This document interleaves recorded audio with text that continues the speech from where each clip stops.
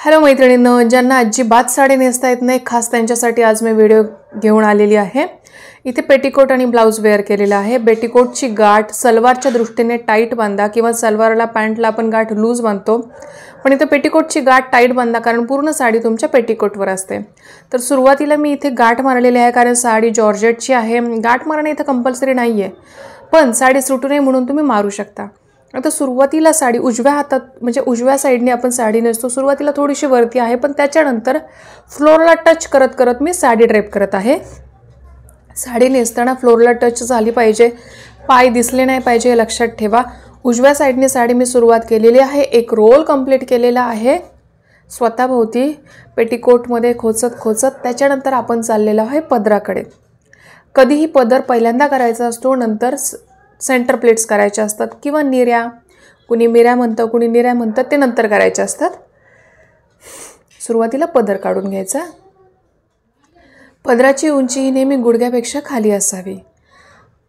पहिली प्लेट्स पदराची ही वरची असावी, याकरता मी गाईडलाईन घेत आहे। कारण खालच्या भागाचा पदर नको आहे, नेहमी साडीच्या वरच्या भागाची पहिली प्लेट्स हवी आहे। जशी मी व्हिडिओ दाखवते हे बघा, ही पहिली प्लेट्स हवी आहे, तर ती पहिली प्लेट्स आपण काढून घेऊ आणि पदर तयार करायला लागू। आता पदर करण्याची फार माझी सोपी पद्धत आहे। या पद्धतीने मी पदर कोणत्याही काठपदरा साडीचा पदर 1 मिनिटाच्या आत करू शकता। याला फक्त फिंगर्सचा खेळ आहे। आता बघा, जो भाग शोल्डरवर येणार आहे त्या भागाचे तिथे मी अशा प्रकारे फिंगर्सच्या मदतीने प्लीट्स करत आहे।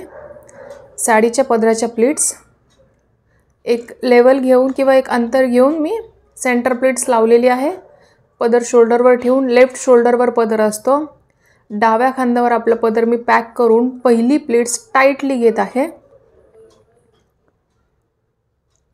पहिली प्लीट्स टाईट घेतली की मग साडी टाईट राहते आपसुकच। आता मी ते रिंकल्स करत आहे हिप लाईनवर। खूपच रिंकल करण्याच्या नादात कधी कधी साडी वरती येऊन जाते, त्यामुळे एक मिनिमम 3 मॅक्झिमम 4 ते 5 तुम्ही रिंकल्स हिप लाईनवर करा आणि पिन लावा। तिथे पिन लावताना पेटीकोटला घेऊन पिन लावा, आतल्या पेटीकोटला धरून पिन लावायची, फक्त साडीला लावायची नाही, नाहीतर ते लूज होऊन जातं। म्हणून कॉटनचा पेटीकोट असलं ना की व्यवस्थित बसतात, पण तरी तुम्हाला शेपवेअर आवडत असेल तर करू शकता। आता मी सेंटर प्लीट्स करत आहे। सेंटर प्लीट्स लगेच सुरुवातीपासून नाही करायच्या, त्याने काय होतं खालीपर्यंत प्लीट्स येत नाही। थोडं अंतर ठेवून प्लीट्स करायला लागलं की खालीपर्यंत प्लीट्स येते, त्यामुळे अंतर ठेवा थोडंसं आणि मग सेंटर प्लीट्स तयार करायला लागा।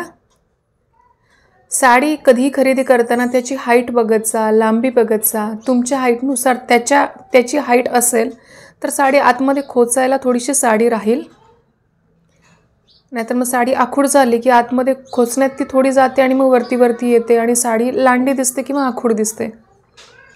आता सेंटर प्लीट्स मी सगळ्या करत आहे। सेंटर प्लीट्स कुठे टक करायच्या?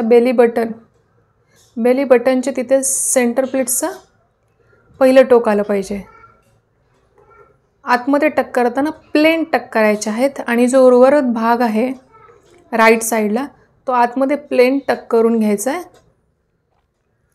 सेंटर प्लीट्सला नेहमी सेफ्टी पिन नाही म्हणता येणार, निरी पिननी पॅक करा। ती निरी पिन पॅक करताना परकर घेऊन पॅक करा, म्हणजे आपल्या निऱ्या जाग्यावर टाईट राहतात।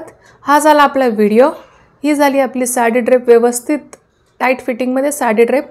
व्हिडिओ आवडला असल्यास नक्की लाईक करा, चॅनलला सबस्क्राईब करा आणि thank you so much for watching this video. Bye.